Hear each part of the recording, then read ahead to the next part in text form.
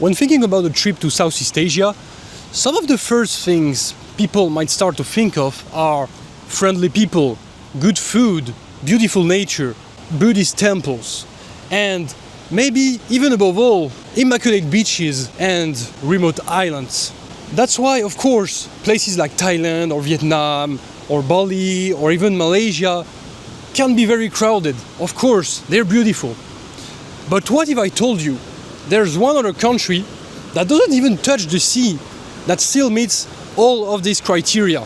And it also happens that this country is one of the last 5 remaining communist countries in the whole entire world. You probably guessed it by now. I'm talking about the Lao People's Democratic Republic, also known as Laos. I know, people do actually visit Laos. It is a touristic destination. But when you start to compare it to its neighbors, the difference is obvious, especially when you start to reach the southern part of the country. So join me as we discover the hidden treasures of southern Laos. But before seeing more about this waterfall, we have to go back from the start. Come with me.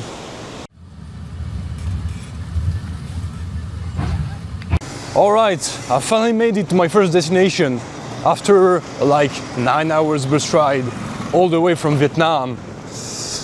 This is the city of Savannakhet. Savannakhet? I don't know how to pronounce that. But anyway, believe it or not, this is the second biggest city in Laos, at least population-wise. This is pretty crazy because I've actually never heard of this place. No one comes here. Tourists don't come here. And I want to see why. Why don't they come here? It's the second biggest city. But so far, I have to admit, it's pretty unimpressive. But I mean, I'm just walking around in random streets, so can't expect too much. I've already seen tuk-tuks though.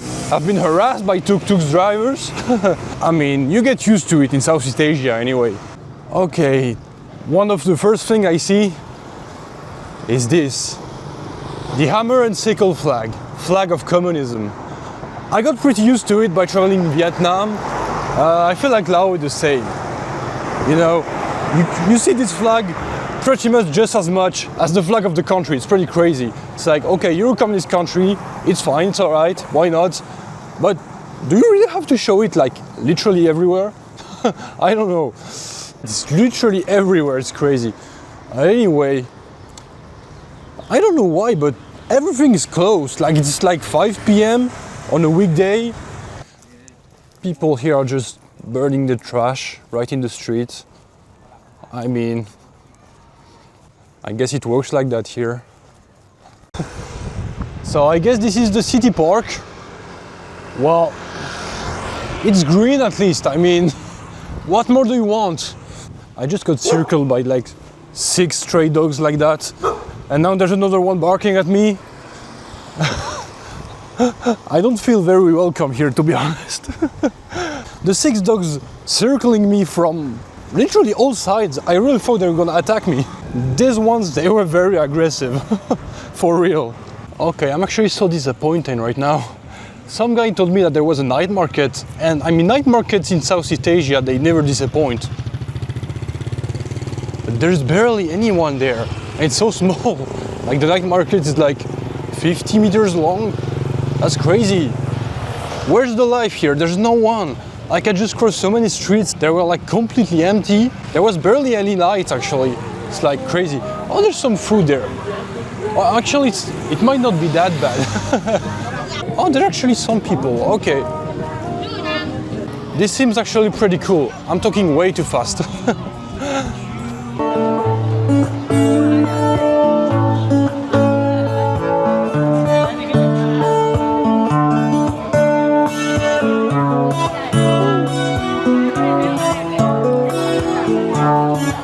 You know what? Forgot everything I said. This is actually super chill. And here, right in front of me, that seems pretty yummy. Well, anyway, I was saying in front of me is the Mekong River. And right on the other side of this river, you can see the lights there. I was in Vietnam this morning. Now I'm in Laos.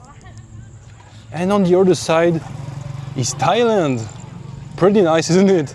Oh, here are the flags of Laos. Huh. What is this flag? I have no idea what this flag is. there's like a whole dragon there. This is actually pretty cool. Like there's literally just couples chilling on the benches. I mean, it's really chill. Just the lack of street light is a little bit concerning, to be honest. But the people here seems to be living the life.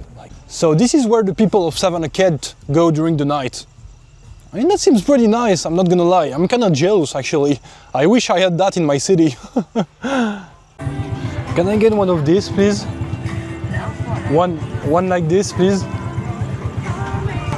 And one like this, please. Okay.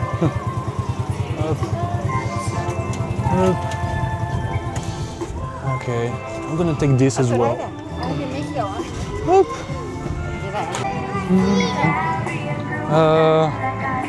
What is this? No, thank you. Yeah, I think this is spicy, so that's a no for me. Okay, thank you. Okay, let's try these random things I just bought. What is this? I have no idea. Is that even meat?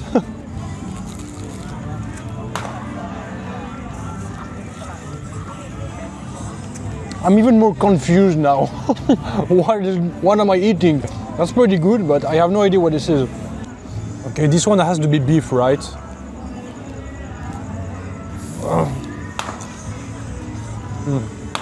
I think it is beef. Hi. So nobody here speaks even a single word of English, so there's not gonna be much content in terms of talking to people. However, I'm pretty happy because I have pizza and cold beer. What more do you want? A pretty good way to see a bit more of a city when you don't have much time is to go for a short run.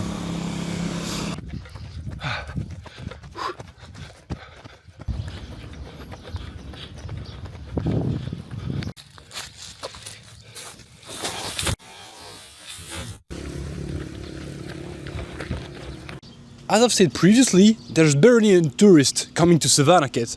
However, I'm gonna give you one good argument to come here. They have a dinosaurs museum. Look at that.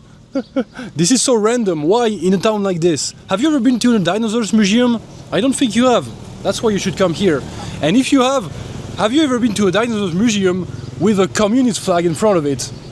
I don't think you have. So the large structure you can see far from here is or should I say, one of the Thai-Lao Friendship Bridge, which connects the two countries. I'm not gonna cross it because I've already had enough issues getting a single entry Lao visa. But it's pretty cool to see. Why are tuk-tuks literally everywhere in Southeast Asia except the time you actually need them? That's crazy. They don't even have the Grab app in this country.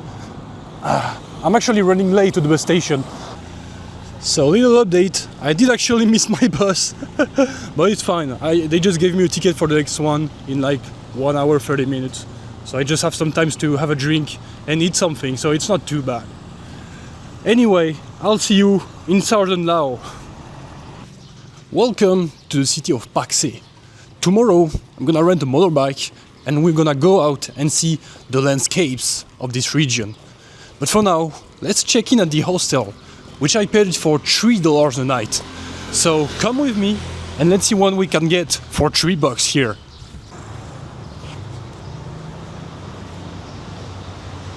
Is there a hostel here? Yes. Oh, I have a reservation for tonight. Ok. C'est français? Ah ouais, je suis français.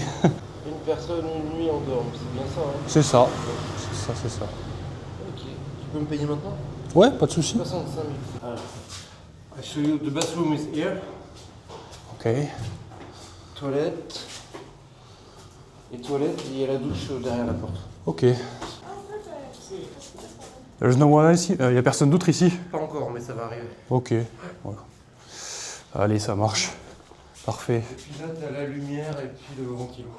Ok, super. Merci. So this is what you get here for $3 a night. It's not too bad.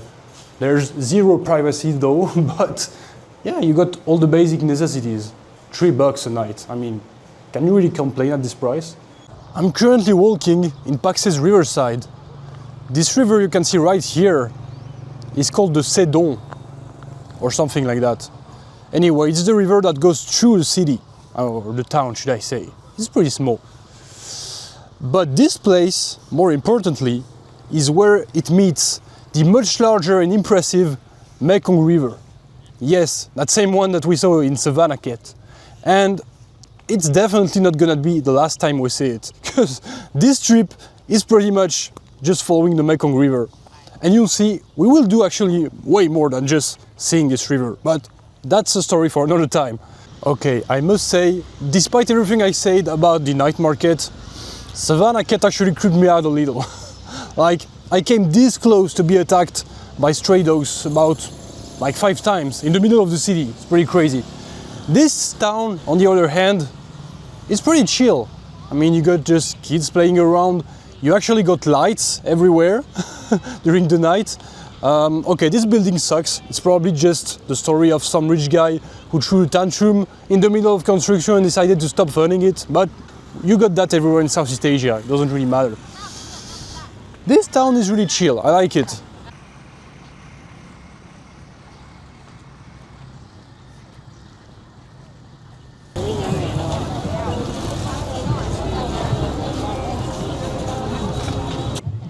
Okay, I won't lie, there were lights in the riverside, but when you go inside the city, yeah, you got things like this. It looks kind of creepy. Like, I don't know if this is a graveyard or what, but there's no street lights at all. I mean, barely. And there's this big ass temple right here. It's like, I'm starting to think they do have problems with street lights in Laos, because it's lacking pretty much everywhere. Hey buddy, are you a stray dog? Are you going to attack me or just bark at me? No, he's not. Look this cute little dog. He's very chill. Like, really, if you're a dog in Savannakhet, take example on this guy. Don't be, be like him. Don't be like you are right now. You need to change.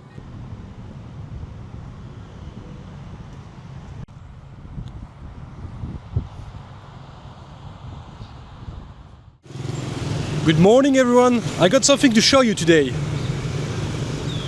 Look at this little boy, a Honda Wave 125. Okay, this is like the most average bike you can ever get here. But anyway, I'm gonna take this little boy and you're gonna accompany me as we go to explore Southern Laos. Let's go. Okay, I actually can't believe my eyes right now. Look what I'm seeing in front of me. Like, what? I was 100% sure they don't have that in Laos, and turns out they do.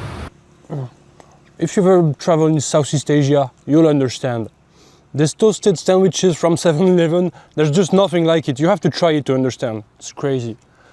I'm not even hungry, it's like 11, but there's a 7-Eleven. I can't miss the opportunity. But anyway, funnily enough, I just stopped in this like random place on the side of the road, and there's been like, I don't know, like half of the country stopped to ask if I'm okay. Which, it was hilarious, but it was a bit annoying because they just don't speak a word of English, and I was trying to tell them that I'm okay, I'm just taking a break and eating. They just couldn't understand at all, so the conversation went on for like 30 minutes, no, like 10 minutes probably, for nothing, no reason. But that was funny and it really shows their generosity, so.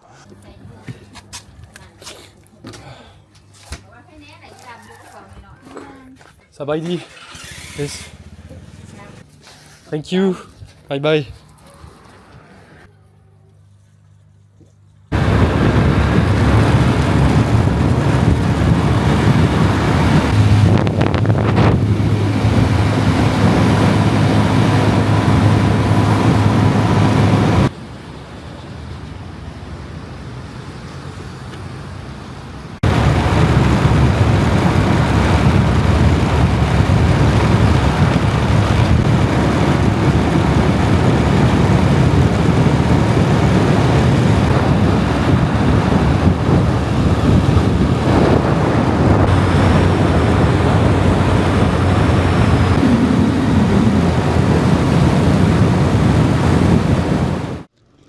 I finally made it to the village of Nakasong after more than 2 hours of riding in a surprisingly pretty good road. I mean, pretty much the whole way freshly paved and going straight, so I mean, pretty easy.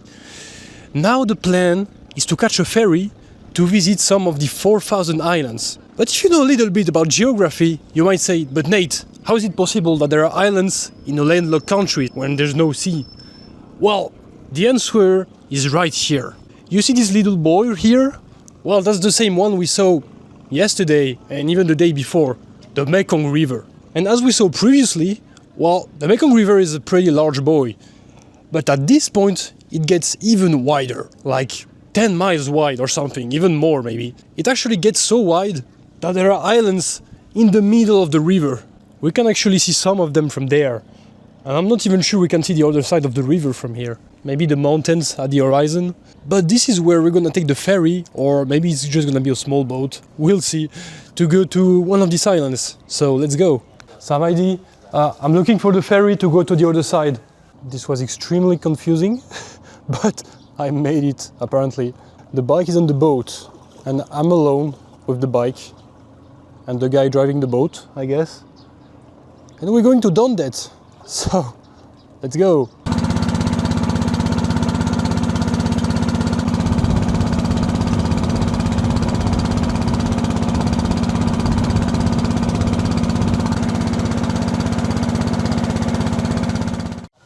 Ladies and gentlemen, we officially made it to the island of Dondet. If you've made it this far into the video, then congratulations, because the best part starts now, as I will now shut up and show you the best parts of the two islands of Dondet and Don Con, which are connected by a bridge, with just some cool music, and you won't have to hear my voice for just a little while. So come with me and let's enjoy these islands.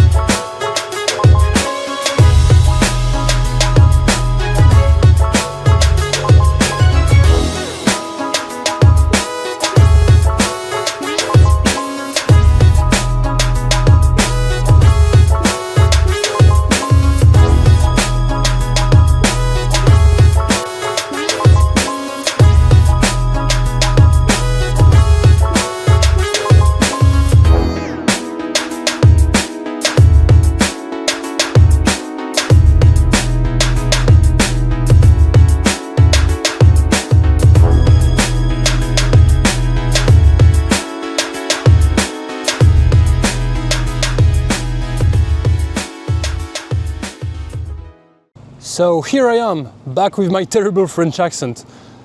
But I need to talk a little bit about history now. You probably already know this, but from 1893 to 1953, Laos was actually under French rule. It was only 60 years. It wasn't enough to leave like an enormous impact. They don't speak the language. I mean, most people don't, at least. Still, you can see some impacts of colonialism. For example, some texts are in French, the name of some restaurants, the name of some places, and sometimes you have some old French buildings or just overall man-made structures, like this one. This used to be an old French port in the island of Landlocked. They even came as far as here in this remote island in the middle of the Mekong River. So this concrete framework is, basically the only sign that this ever existed. And now people, they just live their lives around there. They don't really care about this anymore. It's a relic of the past. People have moved on. I have to say that despite whatever happened in the past, I'm not gonna go into it, they don't seem to hold any grudge against us. Like, I feel very welcome in this country. Okay, what? This tree looks like a giant spider right here. I don't know how it looks on the camera, but anyway, I mean, this island and the other island I just visited, they're absolutely beautiful. Like, I'm so glad I came to Thailand now. I'm not exaggerating or anything. Like, the islands I went to in Cambodia, in Thailand, it was really beautiful.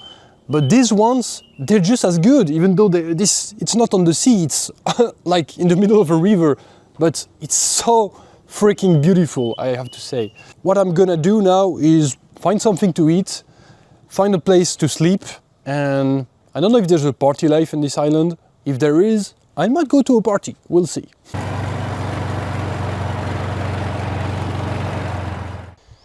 It's already morning the next day, and I'm starting to have this feeling where you just don't want to leave the place, you know? I wish I could just stay longer, really. It's so laid back, it's such a great place to chill. If I didn't have a ton of other things to do in Laos in my time here, I think I would just stay here. I heard there's like some big parties, but not every day, so I didn't get to experience that either. But by the way, this is the same beach I came to yesterday, and turns out very far from you. I mean, not that far actually, but like the hills you can see after those islands, it's Cambodia. So that's another border we can see from here. So yeah, I just came here to this beach in the morning. There's no one here. I have the whole beach to myself. It's so great. I'm just gonna enjoy it for a bit and maybe get some breakfast. And then I need to get on my way, sadly. So they're actually selling space cakes here, which is interesting because cannabis is definitely illegal in Laos. Like, of course, there's always gonna be some weed in some places, you can find it. But the fact that they just write it on the board, that's very funny. I mean, does the police even come to this remote island? I don't know. But anyway, I just bought some sunscreen, which I should have done way before because I'm completely sunburned. It's pretty crazy. I mean, just look at my legs here. Like, look at that. That's crazy. Oh, and by the way, there's a power shortage in the entire island right now, which means I couldn't shower this morning because for some reason it also affects water. I mean, life seems to go on the same way it does usually. People just live with it.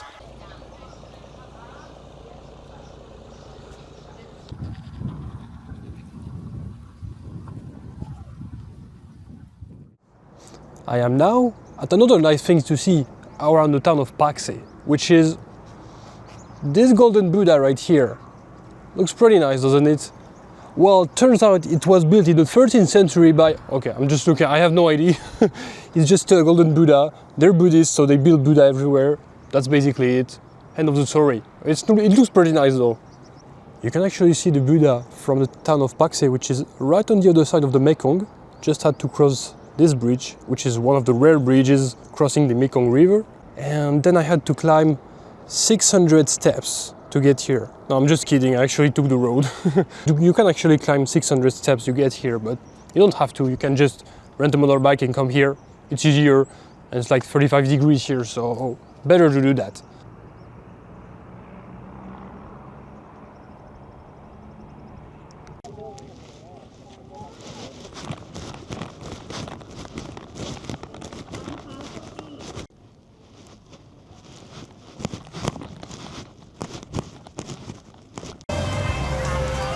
Currently walking in Paksé market. They really have a different definition of, well, how they treat meat. There's just flies everywhere. Like, it's like 35 degrees. And they just let their meat just like that outside. And the fruits are everywhere as well. Look at that. It's okay. Yeah, I just hit my head. I'm way too tall here, like the infrastructure is not made for me.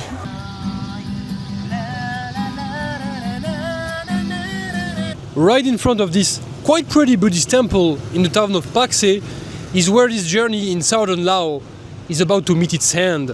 If there had to be a conclusion, I guess it would be visit southern Laos. I mean, what else is there to say? You've seen all of it just like me. It's really worth it. Now I'm about to continue my adventure in Vientiane, the capital of the country, as well as northern Laos.